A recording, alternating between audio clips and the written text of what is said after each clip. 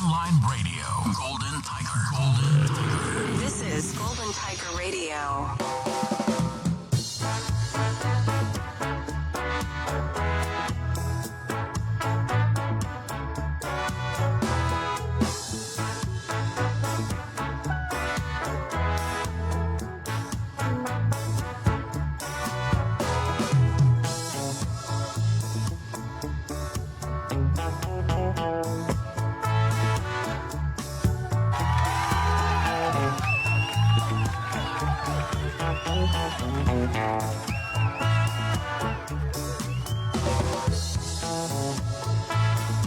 Good afternoon, Metro and Mega Manila. Check your time. It's 1:32 p.m. No? 1:32 p.m. na. Malapit na mag-uwian. Konting banat na lang, no? At kanina first time, ang daming technical difficulties na nangyari dahil tong camera napaka-ayaw sumang-ayon. Para sabi niya pa, hindi, huwag ka muna mag-ere pa. Bumuwi ka, wag mong ere. Ayaw talaga pa-erehin. No. Kamusta ang lahat, no? Sana'y lahat ay nakakain na nga ng tanghalian dahil nga diyan sa Casa Roma nga, diyan sa tapat namin, ay napakasarap ng mga ulam-ulam, di ba? Yung beef stew na ay! Sobrang sarap ng beef stew nila. At saka yung mga yung tusok-tusok ba yun? Yung mga tingi-tingi. Yung turo-turo. As the BGC people say it, the point. Grabe sa point eh. Diba? Kamusta ang lahat, no? Sana kayo ay nag-enjoy yung nakaraang weekend dahil ako enjoy. Sa sobrang enjoy ko, no? Kakaiba ang mga nangyari, no? Lalo na nung Friday. Dahil kami ay, nag-get together, nagkaroon ng konting enoman, no? Diyan sa BGC, no? Diyan sa Uptown, sa Agave. Huy, ang sasarap ng mga pagkain sa Agave, ah. Mahal nga lang pero worth the price, kumbaga. Sobrang worth it niya. Ako nagsasabi sa inyo. Yung kinain ko doon, yung seafood na pasta na akala mo talaga pinasosyal yung plato. Yung plato nila parang meron yung plato yung lola ko yung Albert's plate, ganun. Diba? Masarap. Tsaka yung kinain ng kaibigan ko ng meatball, masarap siya. Tsaka yung nachos and dips niya, masarap talaga siya. Ibang klase talaga. As in, ibang klase yung lasa niya, yung salsa. Diba? Ibang klase yung salsa, napakasarap. Tapos yung may mga mojito sila na bottomless talaga. Na sige lang po, hanggang hindi pa kayo nalalasing, okay lang, magpa-refill kayo hanggang alauna pa kami ng hapon ng madaling araw. Diba? Nag-start kami mga bandang I guess 10 PM ng gabi, no. Kasi nakarating kami doon mga 10 PM na, no. Yung mga friends namin naghihintay na doon dahil nga late nga dahil nga taga South nga kami. Diba? Napaka-traffic. Ay nako naman, no. Ibang klaseng experience yung Friday. Edi yun na nga. May pasok na kinabukasan. Ang aga ko dito. Mga 7. Hindi na yata umuwi kasi natapos kami mga bandang 3 AM na. 3 AM ish. Tapos nakauwi ako mga bandang 4:30 AM. Yes, 4:30. Mga 5 na nun. Mga 4:47. Diba? Tapos ang pasok ko dito ay 7 AM, no? Kasi may mga kailangan akong gawin, may mga kailangan akong asikasuhin, no, nung araw ng Sabado, diba? Kaya yun, pumasok ko dito bangag ng bangag, pero pumasok akong parang nag-relapse. Dahil may mga nag-practice dito nung Sabado. Dito sa stasyon, may nag-practice po. Opo, yes po. Banda po, opo. Talaga naman, no? Ang pinaplay nila Kitchenadal medley. Grabe, yun nga, doon ako na-amaze ng sobra dahil may mga younger generations pa pala na alam yung mga kanta ng Apo Hiking Society na Ana, yun, mga luma na yun Ana, tapos Kitchenadal, tapos yung, ewan ko sino kumanta nung, wag mong sabihin na hindi ka na mahal. Alam mo, nagbibirit-birit si ate mo dito doon sa nung Sabado. Talagang, ako nasa labas kasi ako. So ako tamang taga-check lang, 'di ba? Tamang alam mo, upo lang, ganyan lang ako sa labas. Prim and proper. Kasi nga, meron nga alcohol sa katawan ko na hindi pa nagda-die down. So, kalmado lang ako. So, kanta sila dito. Huwag mong sabihin. Ako nandun lang ako sa labas. Na, hindi mo mamahal. Na na na na. Tapos ako doon sa labas nag-relapse talaga ako. Mahal ko pa kaya siya? Mahal ko pa kaya siya? Hindi pa talaga ako nakakit over. Diba? Ganun yung peg. Feeling ko alak lang yun. Gawa lang dahil ng alak yun. So, ayun. Sabi ko nga sana maulit-ulit yung session na yun na galing ako inuman, tapos papasok kinabukasan, may mag-practice ito mga banda, diba? Tapos yung mga kinakanta nila, pang heartbroken. Para malaman natin kung nag-relapse talaga ako o hindi. Pero paiyak na ako May lumabas na talaga sabi sa akin, Kuya, ano po yung mic? Kuya, paki-check nga po yung mic. Natatawa talaga ako. Kasi nakaganoon na ako, nakatungo na ako Kumbaga, dinadamdam ko na yung kanta nila yung pinapractice nila Ikaw ba naman, kantahan ka ng mga ganong kanta, di ba? Anong oras ng umaga yun? Mga alas 8, di ba? Kantahan ka ng ganon. Tapos may alak-alak ka pa sa katawan mo talaga. Ayun, paiyak na nga ako Naka-D4 na ako, paiyak na ako. Nag-reminis na ako sa labas, nakaganoon. Kulang na lang, meron ako hawak na Yossi no?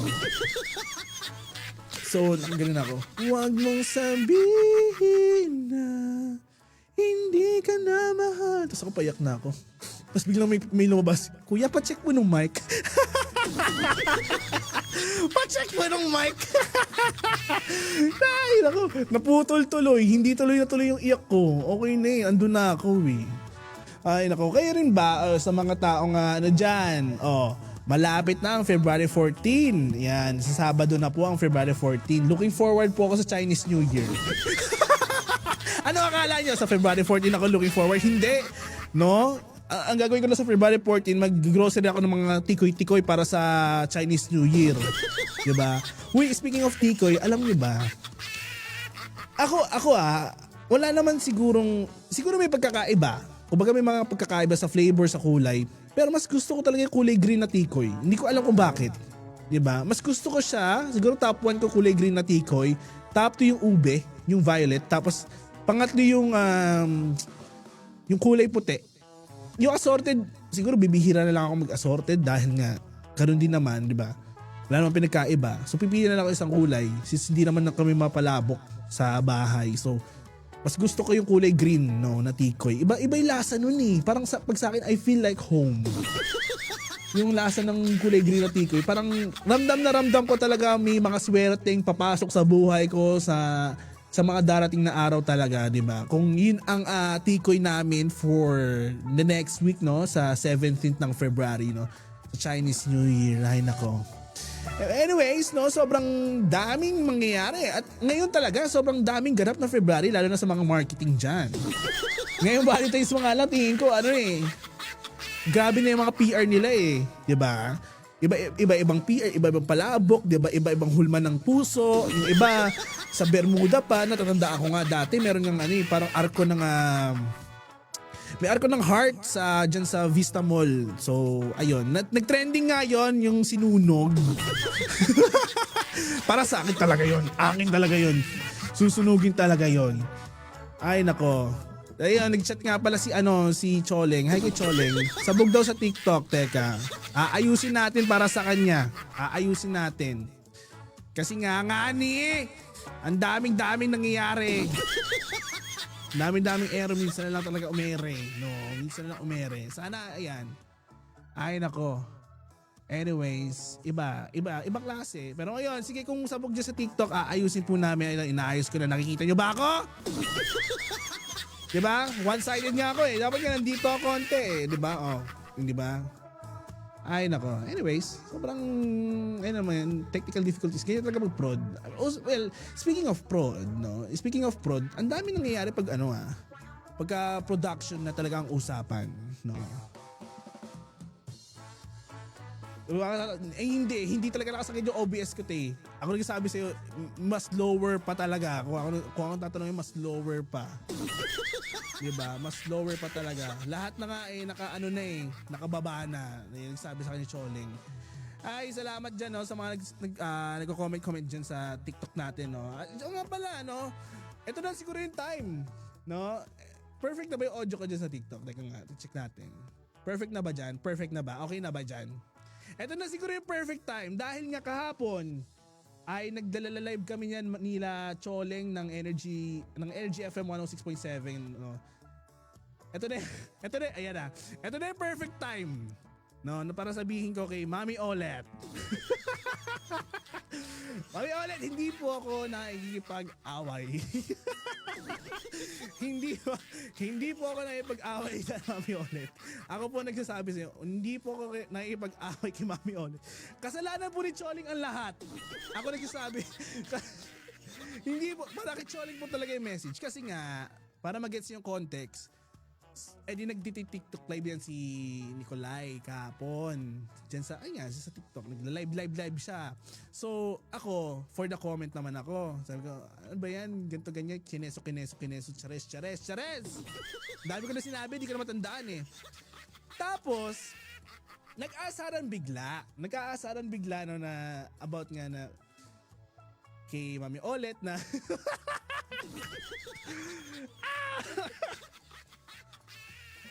about nga kay Mami Olet na inaaway ko na si Nicolay. So, sabi ko hindi ko inaaway si Mami Olet. Hindi ko inaaway si Nicolay. 'Di ba? Ano ba? So, nagkaroon ako ng reply. Nireplyan ko naman si Mami Olet. Mami, sabi, nakalimutan ko yung sinabi ni Mami Olet. Nawala sa utok ko rin, natatawa talaga ako. So, ang sabi ko na lang, ang tanging reply ko na lang is, tawag dito.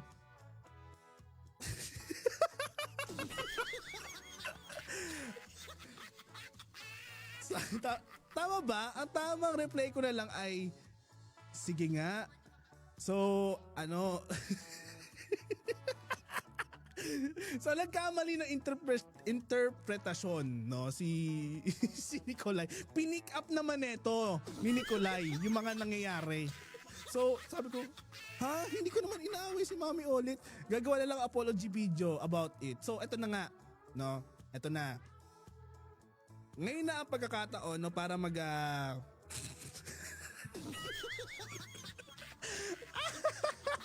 ngayon na ang pagkakataon na para mag-apology video kay Mami Olet. Mami Olet, screen record mo to. Gusto ko makita yung Teka, binabasa ko pa yung mga comments sa TikTok. Ayan. Gulo ni Sir Epi. Wala kang pakialam talaga. Then, Mami Olet, itag nyo nga si Mami Olet sa TikTok natin. Nicolay, itag mo nga si Mami Olet. Ito na yung pagkakataon ko. No? Mag-sorry na ako ng mga sinsinan.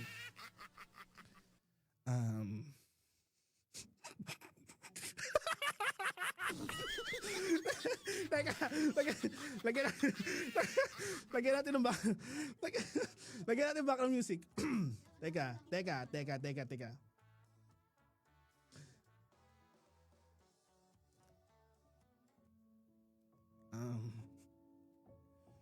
Mami Olet.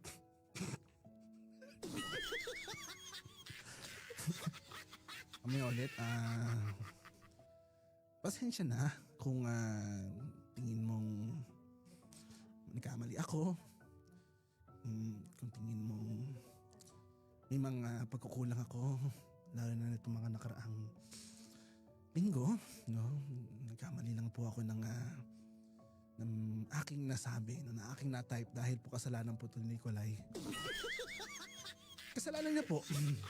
Opo, hindi ko naman po inaasahan na ganun yung magiging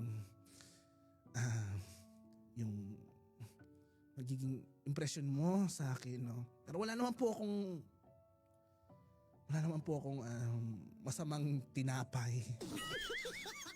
Meron po akong matigas sa tinapay pero hindi po siya masama. Alam niyo po yan.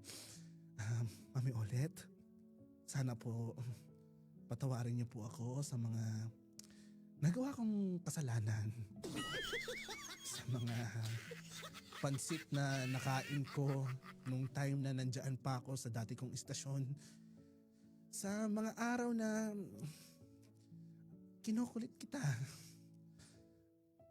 Pasensya na po dahil may mga bagay lang talaga na ikaw yung naiisip ko.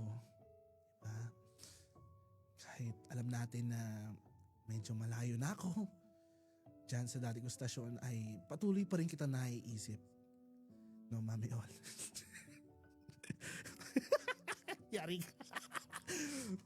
Mami Olet, sana po malaman nyo na mahal kita, no, na hindi kita papabayaan, no. At ay, bakit naman nag-end? Mamaya ka na. Nagpapaliwanag pa kay Mami Olet eh. Diba? Ayun na nga. Pasensya na po, Mami Olet. Sa mga nagawa ko, yun nga. Sa mga hindi ko naman talagang inaasahan na masabi, no. Hindi naman po talaga para sa yun eh. Para kay Nicolay naman po yun. I take accountability of being accountable because I was late. I was late. Hindi, seryosohin natin kasi si Mami ulit yan. Because I was, having a wrong grammar doesn't really imply that I'm mad. So stop, look, listen, and look. Hindi, pero pasensya na Mami Olet kung tingin mo ay mali yung sabi. Hindi talaga para sa'yo, para kay Nicolay talaga yon. Ito kasi si Nicolay kung anong pinagsasasabi. Para sa iyon, te, hindi naman para kay kay Mami Olet yun eh. 'Di ba? Ayun ako. 'Di ba? Ayun, nagla-live kami niyan kahapon ng nga ni Nicolay, no. Nagla-live kami niyan mga alas 6 ata. Hindi ko na nga naabutan yung alas 7 niya. Ano ba meron ng alas 7? Dahil ba nagpalit ba siya ng pangalan sa TikTok? Ganon. Kasi yung dati niyang pangalan, hindi talaga alam kung saan nanggaling yun. Pero yun na, i-follow niya yan si Choleng, no? Si Nicole Santos, no? Ng Energy 106.7, no? Ibang klase yan, naging supervisor ko yan, no? Talagang naging teacher ko rin yan. Teacher! Gusto mo yung teacher na kita? Ako yung pinakamakulit ng estudyante. Ako nagsasabi sa'yo, ako yung pinakamakulit ng estudyante talaga sa lahat. Ay nako, ay iba. Ibang klase talaga. Ay, nakapagod pa rin pala maging DJ, no? Ay nako. Pero yun nga kasi nga, hindi tayo nakapag-air ng 2 araw dahil may mga ginawa tayong mga plugs, no? Malalaman nyo rin soon kung para saan at para kanino ang ginagawang plugs namin dito sa istasyon dahil yun ay isa sa mga, I think kapag na-pull off yun ang isa sa mga pinaka-greatest achievement ng istasyon na to, no? Kasi ilang weeks pa lang naman ako nandito eh, mga 3 weeks pa lang ako nandito, di ba? At nabigyan tayo ng pagkakataon na gawin yung mga bagay-bagay na yun, no? So we have to do our best and we have to do our greatest, no? Kasi yun naman talaga yung goal, no? Dito sa ating mga ginagawang programa, dito sa mga ginagawa natin araw-araw, no? Kasi nga kung hindi po alam ng lahat ay ako po yung talagang taong radyo talaga ever since nung bata pa ako, no? So yung mga naging boss ko noon, yan sila pa Jack, sila Kuya Chico, yan ay ang mga napapakinggan ko nung ako yung bata pa. Hindi directly na ako yung nagpipihit ng radyo, pero masasabi ko, tatay ko ang nagpipihit ng mga radyo, ng mga radyo sa bahay. So ano siya avid fan siya nung dati kong boss dati kong manager, no? So avid fan siya na to the point na tawag dito, there is one time, tignan natin kung maalala ko, but there is one time, parang may isang beses nga sa buhay ko na tinanong ko sa tatay ko kung ano ba yung pinapakinggan niya. So, in-explain naman niya, nak, yan si Papa Jack. Noon pa yon, just way before pa, si Papa Jack. Iba yan, nak, ganyan. Bata pa ako nung so wala akong maintindihan, no? Pero I'm obsessed of the manner na narinig pala ang mga tao sa radyo na alam mo yun, sa ganung tono, sa ganung storytelling. So ako na-hook talaga ako dun. Kaya na-hook din ako sa radio at some point. Pero mas na-hook kasi ako visually. So more on naging video editor ako nun, film editor ako nun. Tapos ngayon nag-switch back naman ako para naman to sa younger self ko na sobrang questionable yung surroundings niya na kung bakit naririnig niya lang pero hindi niya nakikita pero nai-imagine niya. So, ganong type of aspect niyan. Kaya ako na in love sa radio. So, binalikan ko siya. So, after ko nung college, no, I kept a promise to myself na kapag graduate ako is babalikan ko yung roots kung saan ba talaga yung creative spark ko nanggaling. And yun ay yung sa pagiging curious sa radyo, pagiging curious dun sa boses behind the speaker, di ba? Yung sa boses. Akala ko nga dati yung radyo may sariling boses siya sa loob ng ano. May sariling boses siya sa loob mismo, alam mo yun, may bibig sa loob. Okay, bata eh. So bata ako noon eh, wala akong magagawa. So imagination ko sobrang, alam mo yun, sobrang lawak. Di ba? Akala ko may mga bibig dun sa loob na nagsasalita na gano'n. Ang weird, di ba? Pero yun, duman ako sa ganung stage na naging interested ako to the point na sinearch ko siya at one time nung high school ako, sinearch ko kung ano ba meron sa pagiging DJ. So, hindi ko pa alam na DJ noon. Sinearch ko lang announcer. Kasi yun ang narinig ko sa mga lololohan ko na announcer. So, akala ko nga dati yung announcer may hawak na megaphone eh. So, hindi pala. So, sinearch ko kung ano yun. So, na-obsess ako dun sa nagkocontrol sila ng music. Alam mo yun. Kasi yung music, 90% sa akin yan eh. Like 90% talaga sa akin yan. Kasi without music, I cannot create story. So, yun yung rule ko talaga in life. And ibang klase talaga. So, sinearch ko siya, na-obsess ako, and na-hook naman ako sa ibang hobbies, gawa nga ng high school tapos college. Pero inline pa rin dun sa radio. Hindi ko pa rin naman siya pinakawalan. Kasi nga, kahit naman marami kaming ginawa or marami akong ginawa nung college at high school, ay nakikinig pa rin naman ako sa radyo. So, nakikinig ako sa website na noon, no, sa radyo. At the same time, isa sa mga naging boss ko ay vlogger. So, favorite ko talaga kasing vlogger noon, way back 2014 to 2016, 17, si Lloyd. Si Lloyd Cafe Cadena, yan. Favorite ko siyang vlogger dahil kay Emma Nimedes. Si Emma Nimedes kasi, favorite ko siyang editor at syempre storyteller. So si Eman kasi ay talagang by heart gusto ko siya. Kumbaga gusto ko siyang panoorin. To the point na andun ako sa parte na ina-upload niya pa lang yung Eman Adventures. So napapanood ko yun. Yung naka-Batman siyang damit. Amazed ako noon kasi may green screen siya noon. Alam mo yun, parang may buong studio na siya noon. Little did we know, sa kwarto lang pala niya, sinuportahan siya ni Daddy Louie. So ayun, dun ako na-hook noon. From Eman, di ba, to Lloyd, to GK, kay Gandang Kara na naging boss ko nga. No, hanggang ngayon pa rin naman, tituring ko pa naman silang boss ko kasi nga, iba na yung ano nila sa radyo eh, iba na yung level nila eh, di ba?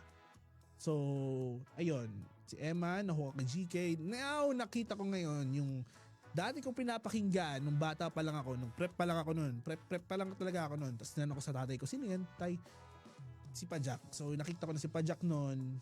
Siguro high school ako noon. Tapos, pa-college na ako, binalikan ko ulit yung mga vlogs nila and all. Pinapanood ko ulit kasi nga, nahuhook nga ako dun sa culture ng radyo. So dito na nung college, na-hook na ako sa both ends, sa radyo at sa film. So ayan. So yan, 'di ba? Ibang klase. To the point na nandito na ako ngayon. Sa radyo na, naging boss ko rin sila bago ako lumipat dito. 'Di ba? So ibang klase, 'di ba? Malaman niyo yung mga life stories ko dahil ikukwento ko naman 'yan. Kasi nga may designated na akong ginagawa na format ng isang podcast. Kung paano ba nagsimula ang lahat, 'di ba? It's been a long running planning of this podcast na pwera pa dito kasi ito online radio talaga to eh. So malalaman nyo ang life story ni Effie Panyo from the start up until now tapos succeeding. Kasi matagal ko na siyang pinaplano. Sobrang tagal ko siyang pinaplano to the point na hinahanap ko yung tamang timbre or tamang formula niya. So hindi ko alam kung ano bang tawag dito, ano bang pwede mag-hook sa kanya. Ina-announce ko na ano ba pwede mag-hook. Pero siguro all I can say is ma-hook ko siya if I can tell it very authentic. Very authentic talaga. Walang filter, lahat ng pagkakamali ko. Mas okay ako ikwento lahat ng pagkakamali ko. As in, kasi dahil sa mga pagkakamali na yon, ang dami kong natutunan. Hindi ako pupunta sa point na to kung wala akong maraming pagkakamali. Yun yung masasabi ko. There's a lot of failures. Yes, definitely. Kasi may kita yun dun sa parang podcast na yan. Ikukwento ko nga lahat. No? Baka nga maging sleeping pill nyo nga to eh. Matulugan nyo. Mas okay sa akin matulugan nyo eh. Kesa sa hindi nyo talaga pakinggan. Kasi iba talaga pag nakatulugan nyo. May imagine nyo yan. No? Sa panaginip yun all. May kita nyo visually. Kung sakali. No? It's like a documentary but podcast. So, ayan. Ikukwento ko naman yan. Chapter by chapter. Yan, ganyan siya kahaba. Diba? Malalaman nyo kung sino talaga si Epipanyo. Ba't siya naging Epipanyo? Sino si Effie? At sino yung wala pang Effie talaga sa pangalan ko? As in, wala pang Effie kundi Efren lang talaga. Diba? Ano naman niya, planning pa, pero marirelease na siya soon. So, malalaman nyo kung bakit din ba ako nawala doon sa kabila. Joke lang. Pero malalaman nyo kung bakit, ano yung mga circumstances, lahat naka-document kasi yan sa akin. Kasi, I have this, ewan ko kung sa inyo kung sa inyo uso pa ba to. Yung gino-journal mo yung buhay mo. Kasi at some point, sa buhay ko naman, I cannot say na it made sense to anyone else, but it can be an enlightenment. Malalaman nyo rin doon sa podcast na gagawin ko kung bakit. Kung bakit siya magiging enlightenment para sa lahat. Dahil, bata pa lang ako, there's this one moment in my life na tingin ko I failed as a kid. And hindi ko naman sinisisi yung sarili ko. Well, partly, yes, sinisisi ko yung sarili ko kung bakit ako ganito. But, sasabihin ko rin kung bakit. Tatandaan niya, sasabihin ko rin kung bakit. Ano kaya kung gumawa ka ng kakababalaghan story bagay sa boses mo? Pwede naman po. Pwede naman po. Sabi ni Teresa of LU. Pwede naman po. Meron din tayong gagawin na kakababalaghan. No? Kasi umorder na ako dito ng ilaw eh. Pero yung kababalaghan na yan, malalaman nyo kung anong klaseng kababalaghan yan. Dahil ako naman ay hindi ako nag-sugarcoat ng kung ano-anong bagay nangyayari sa buhay ko. May part ng buhay ko na medyo kababalaghan siya. Nagagawin ko siya in a manner na, alam mo yun, hindi scary, but very thrilling na experience. And it adapts sa real life ko talaga. So, based talaga sa real life ko yun. So, malalaman nyo. Soon. Ginagawa pa lang namin, pinagpapaplanuhan pa lang namin. I-release namin yan kapag, alam mo yun, na plano namin siya na maayos. And, syempre, diba, yun nga, sabi ko nga kanina, from everything else that happened, it's like a journal. It's like, bakit pa ako magsusulat? Tamad nga ako magsulat. Diba? So, I will write it down, no? I will say it, I will record it, I will make podcast episodes out of it. Diba? Total, ang daldal naman natin na hindi ko na ipakita dun sa dating ko stasyon dahil nga I'm very limited on that one. So ngayon ilalabas natin all out. So ayan, all out na yan. Kung may ibubuga pa dahil nga gawa nga kasi na malaya na tayo at wala na ditong mga ekla bu, di ba? So ayan. But anyways, no, it's currently 2 o'clock ng hapon and mamaya magbabalik tayo ng ating kwentuhan. Magbabalik tayo sa mga kwentuhan natin about dyan, sa mga bagay-bagay na yan. But for now, magmerienda muna kayo, no? Magbabalik ang iyong Kolokoy na Radyo at kung hindi ka pa naka-follow sa Facebook, Instagram at TikTok at YouTube, no? I-follow mo muna kami, ha? Sa Golden Tiger Radio. Okay? But here's a song from Another love song by Tony Braxton. No? I-download mo na yung page sa Golden Tiger Radio para mapakinggan mo yung mga music namin, di ba?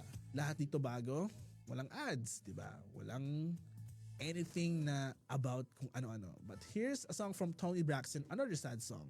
Sad love song.